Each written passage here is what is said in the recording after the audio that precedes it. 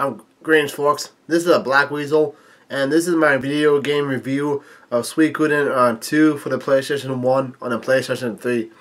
This is a sequel towards Suikoden 1 that came out in 1995. This game takes place after the events of the first Suikoden. Instead of the conflict between the Scarlet Moon Empire and the Imperial Army, I deal with city-states being invaded by the Kingdom of Highland. Now, for a sequel, it really doesn't tie in towards what happened in the last game.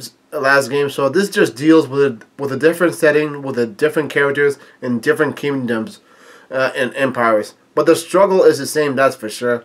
The story starts off by having the main character become part of a youth brigade and in a Highland Kingdom. Well, what happens after that is that the Highland Kingdom murders its own men, so that way the blame can be falsely put on the enemies, which is the city-states. So that way that'll be like a regular reason. That's a good reason to declare war on the city-states. But it's also a false flag, meaning that the city-states weren't responsible for murdering its own men. Anyways, as a result, the main character and his buddy escape a near-death event, and the game goes from there. Suikoden returns the usual turn-based 6-player combat from the first game. I can't buy weapons in shops, and so I have to rely on blacksmiths to upgrade my characters' different kinds of weapons. Some of them wield swords and staffs, while other people will have throwing knives so they can throw it from a distance. What also returns are the average graphics, but what makes up for it are the snappy animations when the character in my party attack the monsters. I can't get tired of seeing the same characters wailing and whacking the monsters over and over again. The soundtrack has a warm and fuzzy feel of adventure and medieval times.